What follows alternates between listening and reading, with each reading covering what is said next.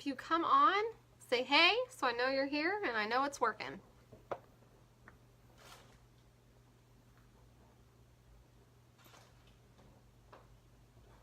All right, I see some thumbs.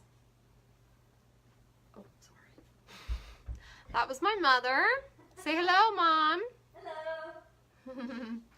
Trying to get the sun ray off of me and it's not going away. So normally I like to do these outside, but I have a mother's dream come true tonight, and my husband took my kids out of the house. So it's just me, and back here, there's my oldest son. Say hello, Ethan. Hi. He loves stop motion, so he is making a stop motion video right now. So he's just back there clicking away. So now that I see that our video is working and some people are on, I'm gonna go ahead and get started. There, that's a little bit better. I can't seem to get that sun thing to go away. Before I get started on talking about oils aromatically, I want to show you guys something really cool. And I tagged Hannah in this video so she would see this. I got a special thing in the mail from her. My t-shirt from her. Here, can you see that? So it says, there is oil in the house of the wise. So for us folks that really get a kick out of the Bible, there's that t-shirt. And so if she has those available still to purchase, I'll let her share that link here so that you guys can grab one of those from her. I think it's 20 bucks for the t-shirt. And I haven't washed it yet, so I don't know if it's like soft like my other ones, but it's actually a really good fit. I like it. So thought I would wear my new t-shirt tonight. All right, let's move this over here. That seems a little bit better. Okay, so tonight we're going to talk about using our oils aromatically. And I have my book in front of me because I want to make sure that I give out the right information. I cannot get rid of that sunbeam.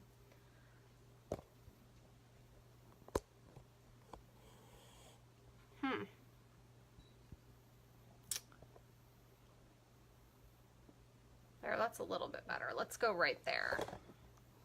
Sorry guys, if you're watching the recording, you're probably like, Jennifer, what are you doing?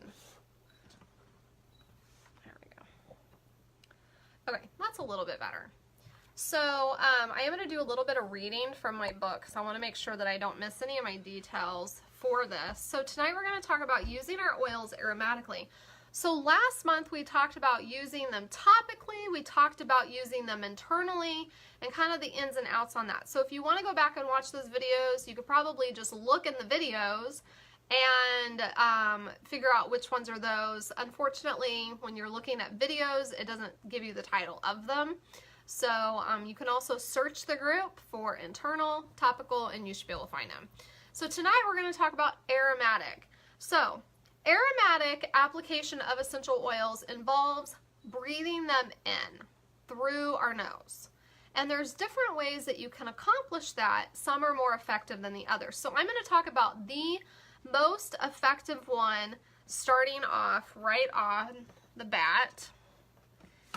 And so that is diffusion. So if we have a diffuser, I don't have one with me, but basically what you do is the diffusers that you get, so like if you have a pedal diffuser or an Aromatic or the new Lumo, that is a cool air nebulizing diffuser that uses room temperature air to break the oils into a microfine mist. And then that's dispersed in the air, and it can cover a couple hundred square feet depending on, you know, the circulation of the room and the type of diffuser that you have. So basically what it does is it uses ultrasonic vibrations. So it's like shaking the oils so fast that they all kind of get into smaller like bits and pieces, if that makes any sense. I'm trying to use like really simple terms here. And so then what happens is it shakes that water up out. The water molecules are carrying the smaller molecules of the essential oil and pushing them up out of the diffuser. Now, diffusers are not supposed to be wet. So if you put your hand over it, your hand shouldn't feel wet like a humidifier would feel. However, with that said, I have a diffuser that seems to be maybe not working as well as most. I think I just got like a bad diffuser and I just have never sent it back, so I just use it. But my table does get wet. So if that's happening, something's probably wrong with your diffuser, or it could just be a really low quality diffuser that you're using. But I've used $20 diffusers and they've been fantastic. They just they sometimes don't last as long as some of my like $90 diffusers. So there's that to think about. Okay, so when you are doing this with the oils in the diffuser, you're basically oxygenating the molecules so that they suspend in the air for several hours. So you can have a diffuser on for an hour and then feel the effects, or have the effects in the air for maybe 2 hours beyond that. Again, it just depends on the room and the circulation. One of the things I have noticed is my diffuser blows through my oils faster and my ceiling fans are on. So it's almost like it needs some stagnant air for that air to just kind of hang on to those oils. Same thing if you have your AC or your heat turned on, you may notice that the oils get used up a lot faster. So then you may want your diffuser to be running longer. So some diffusers have that on-off thing that it does, where it switches on for 2 minutes, turns off for a minute. Those are really good. And then they have some that switch off for an hour and then turn back on, 30 minutes later or something like that. So some of those are really good. I just let mine run for 4 hours, 8 hours, and then the oils are used up and then I can refill it, because I use my diffusers as soon as I get up in the morning, and then when I go down for bed, I add the oils to them. So we have oils in our air in our home all the time, and that's because I have pet allergies. I'm easily affected by environmental changes with my allergies because of all the congestion that I get. And also, I'm also affected by mold really badly. So I like to make sure that my air in my house is super clean. So, so when we're using oils for antiviral, antibacterial, or any kind of other antiseptic properties, just keep in mind that many of them have those. So if you are dealing with more viral issues, like it's cold and flu season, you may be using your On Guard, or you may be using lavender and orange. Those are going to have really good antiviral properties. And then if you've got more bacterial issues, like maybe your family has been sick for over a week and you're kind of worried that it's going to switch to bacterial illness, then you might have switched over to your Melaleuca and some of your other citrus oils, maybe some frankincense, and kind of switch it up there. And actually, Melaleuca, lavender, and orange are great for bacterial diffusing as well. Oregano, not so much. I'm not a huge fan of diffusing oregano. It's just, not an oil I want to be putting into my air. So there are lots of diffusers that also blow cool air, where they have like a little cotton pad and a fan underneath it. The one I use in my car does that, for example, and that's really good for small spaces, like a car or a cubicle or a really small room or a bathroom even. So if you don't want to put your expensive diffuser in the bathroom, get a $5 little fan diffuser and that'll work. There's even some that you can plug in. I've seen those before. So one thing I do want to point out is when it comes to diffusing, a lot of people will ask me, what about my my heat oil melting wax things? I don't even know what they're called. I think I even have one. Someone gifted me one time thinking that you could use essential oils with it. It's actually not recommended. Yes, you'll get the smell of the essential oil, but you are not getting the health benefits associated with it. Same with like boiling essential oils. It's kind of the same way. You will get some benefit because there is some steam coming up, but that heat of a boil and the heat of one of those lamps drastically reduces the benefits of an essential oil because of the way the heat works with those molecules. It's kind of like when you're trying to sanitize something. Well, like boiling. I mean, we all know that boiling sanitizes things, so just keep that in mind. Okay, so I just wanted to say this last thing about diffusing. So when you diffuse essential oil, it's found to reduce the amount of airborne chemicals and to create a greater physical and emotional harmony. Who diffuses essential oils because you're stressed or in a bad mood or irritable? So if you are here, give me a thumb up. That's what we diffuse our essential oils. Today, I actually woke up in a really good mood and really motivated, so I actually diffused Elevation and Peppermint, because Elevation is a happy oil. It's very joyful smelling, and then the Peppermint is very invigorating, and the two together just like totally made my day. So I loved that. Now, if I was in a kind of a crabby mood, I might go for Balance and Orange. So it just depends on what's going on. So the greatest therapeutic benefit is received by diffusing oils for only 15 minutes out of an hour, so that the olfactory system has time to recover before receiving more essential oils. So like I said, those diffusers that switch on and off, that's why those are so good. You're getting a max benefit there. For me, I diffuse them all the time because I want to smell them all the time, and I don't have a really strong sense of smell, so that's why I do what I do. So the easiest, it says here, the easiest way is to have the timer. So there's lots of diffusers with timers.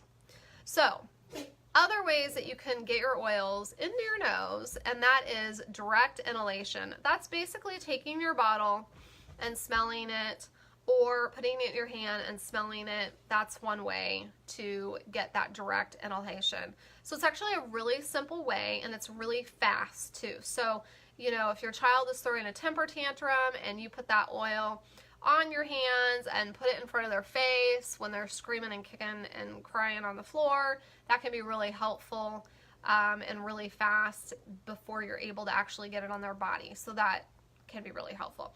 One of the things I always laugh about is when my girls are fighting, I'm like, come here, and I get the bottle of wild orange and I hand it to them, and I'm like, smell it, and they have already clicked in their brain that wild orange, when they smell it, that instantly puts them in a more cooperative mood. It's just the way I've trained their brain. So another way is cloth or tissue. You can, I hear about people doing this in your car where you take, and I've done this with Kleenex, where I take a little Kleenex and I put Breathe oil on it or something, and I stuff it in the air vents of my air conditioner. Or if you have your air vents in your home, and I've heard of people taking a cotton ball of peppermint and throwing it down in the air vents. So there's lots of ways that you can do it. One of the things I've always wanted to try, but never have, is spraying my furnace filter with maybe some On Guard or something, but honestly, I'm not really sure what that would do, like getting my furnace filter slightly damp. So I just have never tried it. So I guess you could just drop individual drops on it, but maybe someone wants to experiment with that. I just never have.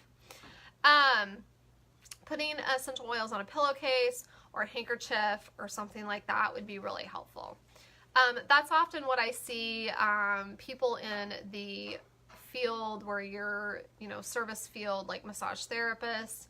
I see them do that a lot. So instead of putting the oils on people, or spas, instead of putting the oils on people because they don't maybe have the knowledge of how to do that, they would just put a little cloth in the headrest so they can just smell it, which actually is really cool. So another one is hot water vapor. So here pretty soon I'm going to be explaining to you guys, I'll probably do this in the month of October, how to do mug therapy. So basically hot water vapor means you just put a few drops of essential oil in hot water that's steaming. So not boiling, steaming, because you want those molecules to rise up out of that water. This is how I recommend people using essential oils for their nose. So for sinus stuff or congestion or polyps or just anything that's sinus, and it actually feels really amazing if you have a headache to do peppermint and lavender that way, or allergies or something. So anytime you really want to get those molecules up in there so that they're doing even more work, more direct focus on that part of your body, you can.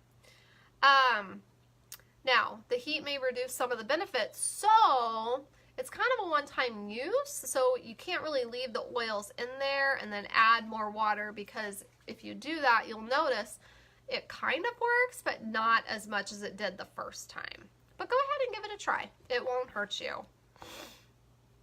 So another way is a vaporizer or a humidifier.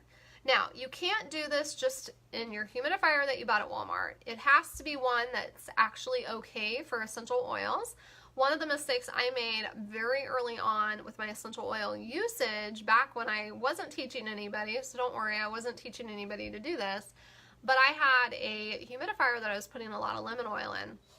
And then I noticed the lemon oil was actually breaking down the acrylic that it was made out of. And the inside was pretty messy and all that tubing, so it really wasn't a good idea. With that said, I've also ruined my water pick that I use for dental care by putting essential oils in it too, which is a really big bummer. But you can buy humidifiers and vaporizers that are meant for using essential oils. So get one of those. I used to have one, but I haven't really had it for a while, so I haven't done research on ones that are good. So if you have one that you think is really good and you like it, share the link.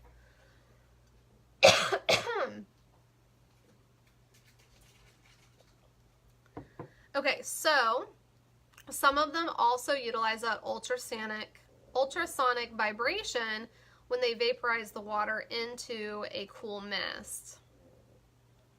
So it also can produce that mist that's going to suspend in the air as well, but it's also going to have that extra moisture as well. What I normally do is I have my diffuser and my humidifier sitting next to each other. So I don't normally combine the two, I just put them together. Because the humidifier that I did have, you had to use like 20 drops of Breathe for me to really notice it in the air. Okay, so fan or vent, which kind of goes along with the cloth or tissue that we talked about. Again, you're just putting something in a fan or a vent. Some diffusers actually use fans. And speaking of, I have a cough, so I am going to take care of that really quickly. Okay.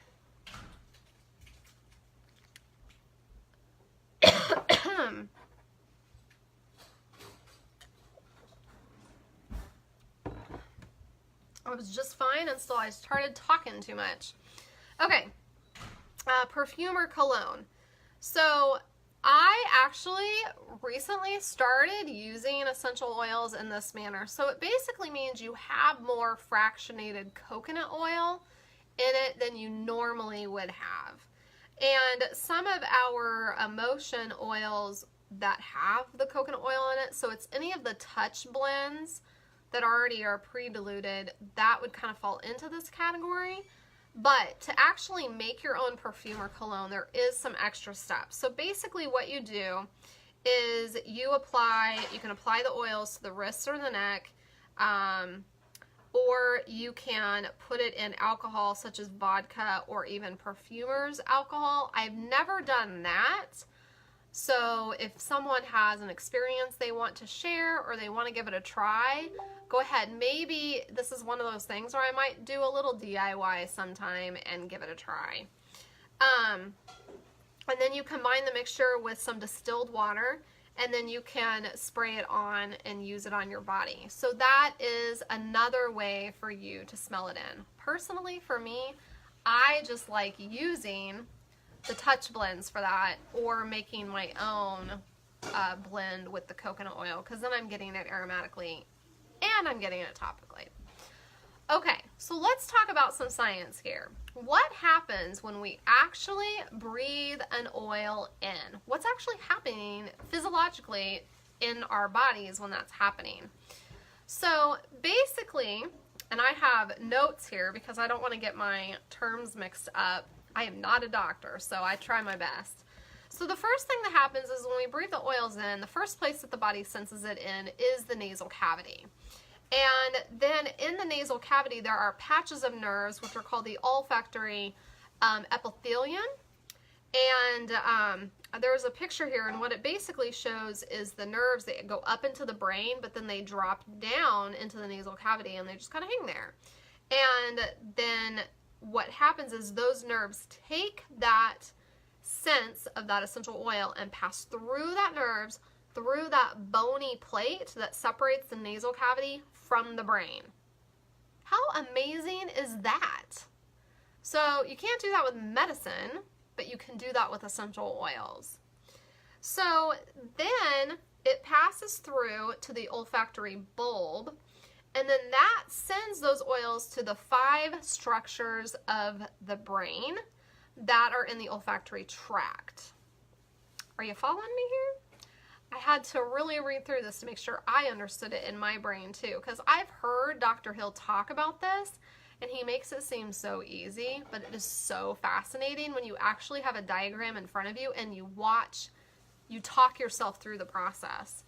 So going back to the nasal cavity, those receptors or those molecules that bind, they bind to a specific type of odor molecule. So something I learned recently, and I've got my little emotion chart over here, but there's different molecules that are in the mints and the citrus and the spices and the florals.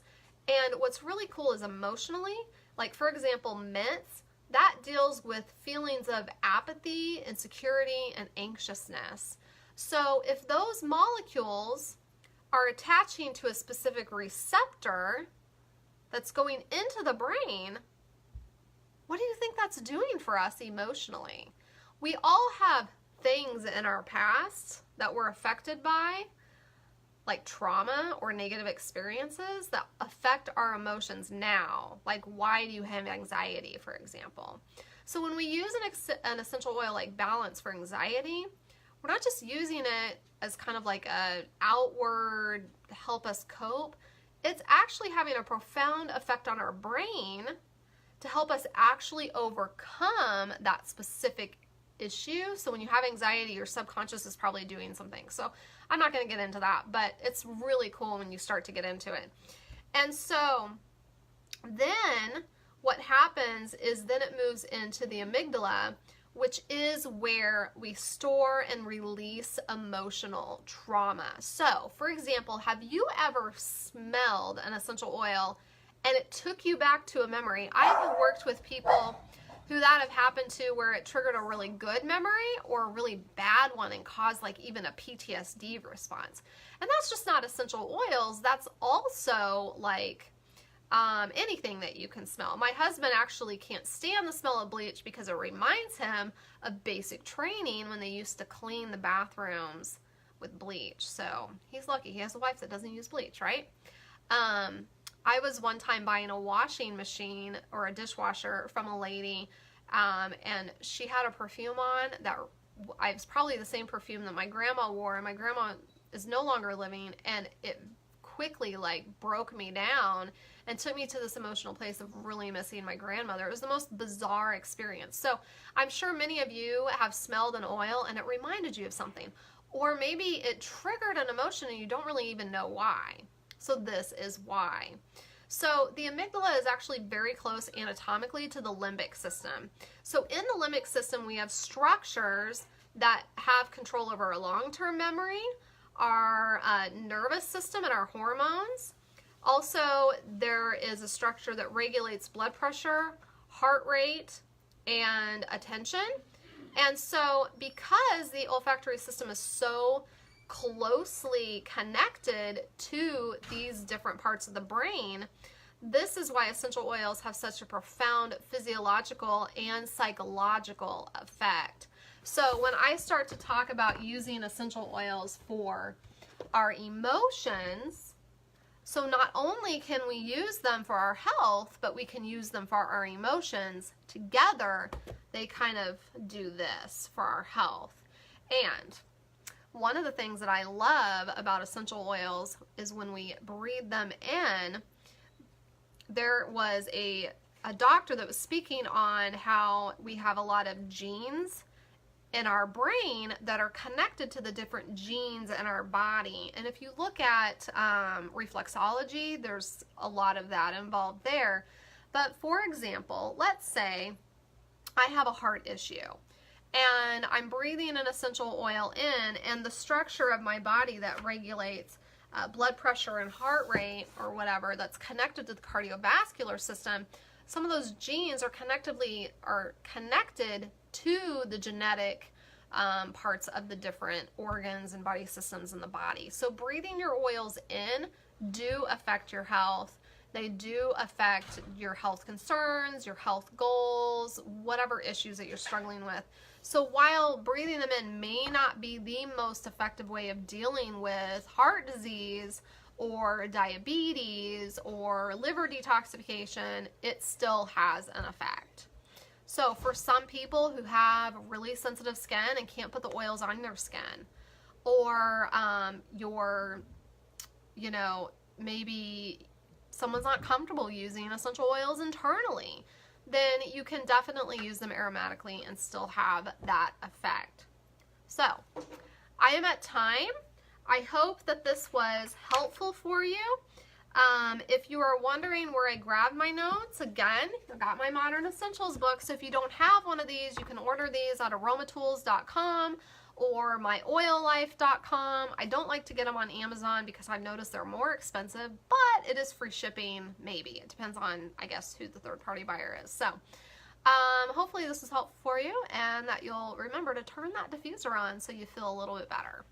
All right, guys, have a really great night, and I will see you next Monday. I will actually be on the road in Florida. I'll be traveling with my family, so I'll probably be doing a live education on something that's totally on the fly. I haven't decided yet, so hopefully it'll be fun. I might be in my car, so you never know what you get with me, right? All right, guys, have a great night.